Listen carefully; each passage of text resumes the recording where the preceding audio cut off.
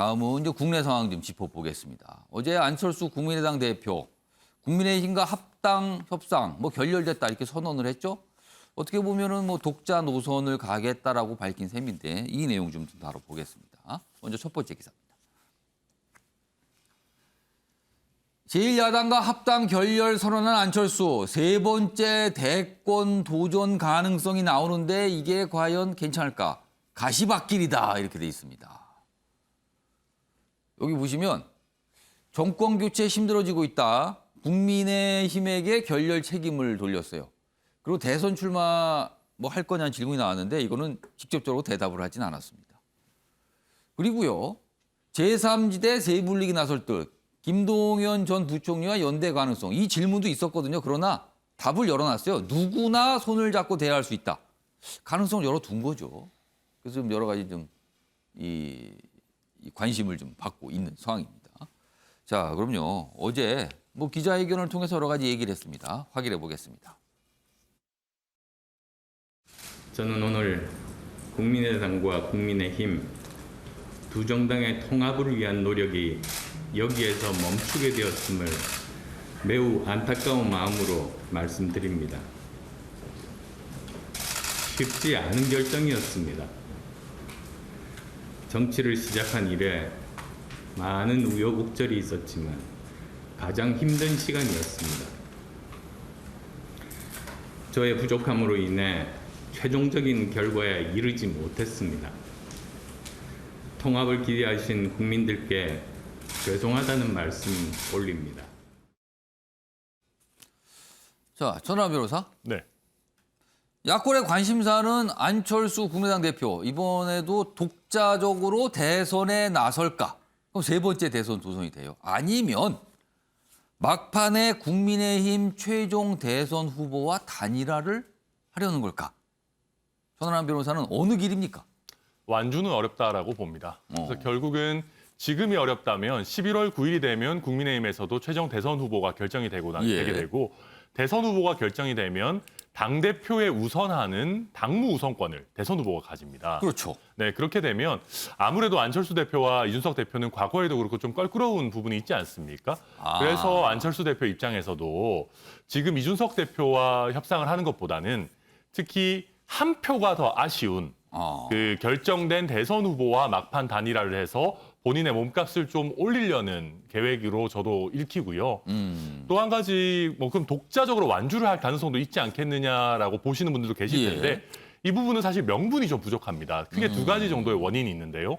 첫 번째는 4.7 재보궐 때 조건 없이 합당을 하겠다라고 본인이 약속했던 부분이 있고 또 한 가지는 지금 국민의당 당원 당규를 보면 그 당대표는 1년 전에 이제 사퇴를 해야지만 대선 후보가 될 수 있도록 하고 있습니다. 이미 지났네요. 네, 맞습니다. 그리고 그 안철수 대표 본인이 그 지난번에 더불어민주당이 그 4.7 재보궐 때 당원 당규를 바꿔가지고 무리하게 후보를 냈던 거에 대해서 굉장히 강하게 비판한 바가 있습니다.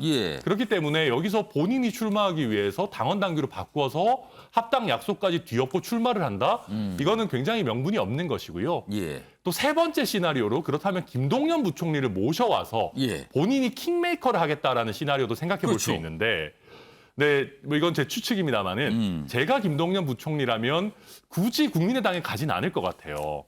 왜 그러냐면 안철수 대표의 새 정치가 이제는 조금 노쇠한 낡은 새 정치가 됐거든요. 새 정치를 10년 동안 새 정치하라 그러면 이제는 새 거라고 보지는 않을 것 같은데요. 맞습니다. 그렇다면 김동연 부총리 입장에서도 굳이 자신이 기성 정치와 다르게 좀 신선하다라고 하는 그 관점에서 접근하는 마당에 안철수 대표와 손을 잡을 가능성은 그럴 필요는 낮기 때문에 상대적으로. 그래서 이런 가능성들을 종합적으로 봤을 때는 본인이 독자 출마하려는 모습을 보여서 국민의힘의 최종 대선 후보와 어떤 막판 협상을 할 가능성이 가장 높다. 저는 그렇게 추측이 됩니다. 그러니까 당대당 합당은 이미 결렬됐지만 대선 즈음에 가까이 갔을 때 후보와 후보가 합치는 부분이라든가 국민의힘이 최종 후보와 뭔가 협상을 통해서 힘을 모아주는 거 이거는 남아있다는 거네요. 네, 맞습니다. 그런 과정에서 자신의 존재감을 최대한 부각하려고 할 것으로 보입니다. 기사 하나 더 있는데 좀 보겠습니다. 역시 전망을 좀 담고 있어요.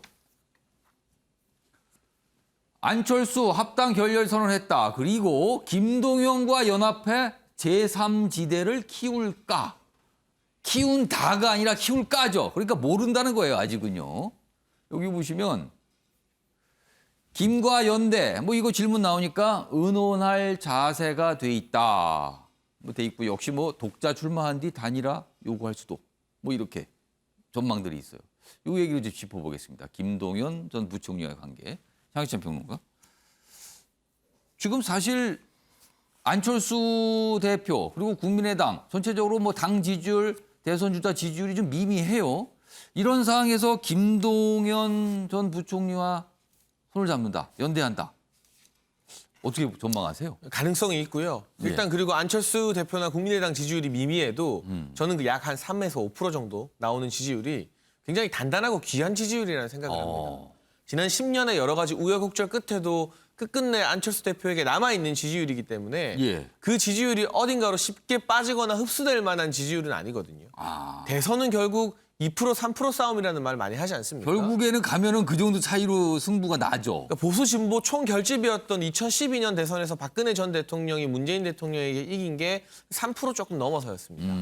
그때가 되면 이제 11월이 되어서 야당의 경선이 끝나고 대선 후보가 정해지면 안 대표가 가지고 있는 그 작지만 단단한 지지율이 굉장히 아쉽게 될 겁니다. 그럼 지금은 국민의힘에 의해서 별다른 대우를 받지 못해도 2, 3개월만 버티고 나면 많은 러브콜을 받게 될 확률이 높고요.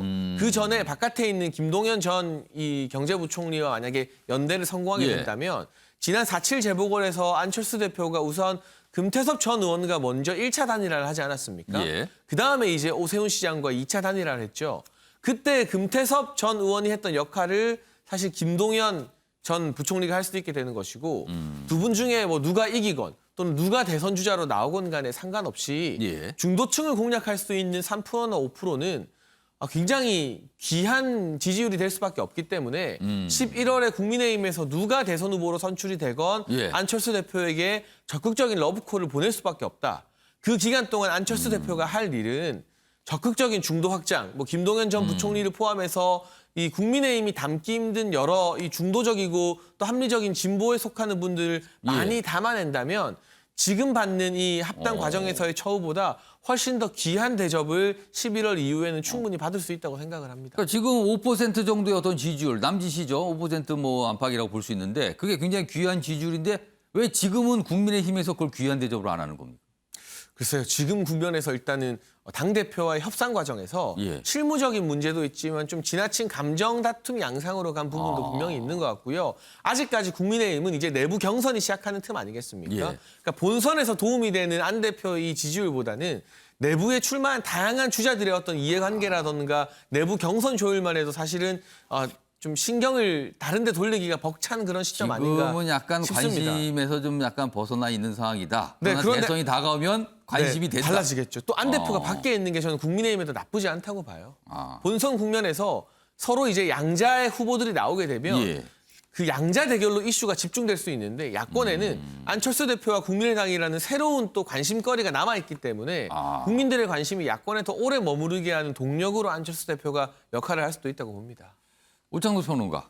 어제 이제 안철수 대표의 이제 결렬 선언 이후에 뭐 다양한 분석, 지금 뭐 두 분께서 분석을 해주셨는데 또 한 갈래는 이거는 야권 분열의 모습이다. 대선과 관련해서. 그렇다면 이거는 민주당에게 유리할 수 있다. 이런 분석도 있는데 동의하십니까? 그런 이게 분석이? 사실 당분간은 유리할 수가 있겠지만 마지막 정권 교체를 위해서 야권이 다 헤쳐보여라고 했을 때 예. 마지막 컨벤션 효과를 일으킬 수 있다는 여지가 있다는 점에서는 민주당에서 그렇게 웃고만 있을 수 있는 상황은 그거는 아니다. 막판에 네. 후보, 야권 후보 단일화 이 말씀을 하시는 건가요? 네, 그 막판에 어떻게 될지 잘 모르기 때문에 지금도 2012년으로 시계를 돌려보면은 당시에는 이제 안철수 대표가 정당인이 아니었었죠. 예. 예, 그리고 이제 문재인 후보가 나왔었는데 물론 이제 그 지지선을 좀 늦게 하는 바람에 그때 인간 마이크라고 해서 공식 석상에서 마이크를 잡을 수 없는 상황에서 지지 표명을 하면서 이제 전국을 돌면서 도와줬단 예. 말이죠. 근데 만약에 그런 부분을까지 고려를 해서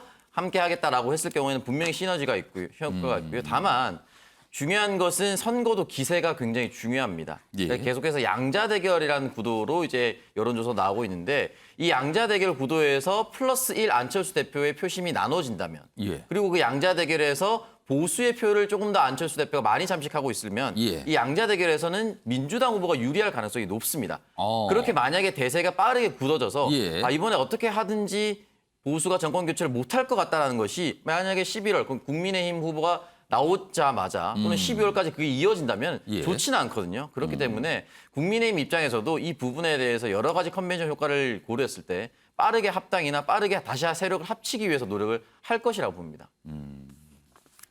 그러니까 민주당이 뭐 이게 꼭 이렇게 웃는다 이럴 상황은 아니다. 이거 중간중간에 여러 가지 변수가 있고 그 움직임 봐야 된다는 말씀이네요. 아무튼 어제 이 결렬 선언 기자회견 이후에 뭐 정치권이 좀 촉각을 세우고 있는 거죠. 과연 어떻게 영향을 미칠까 뭐 이런 기사들입니다.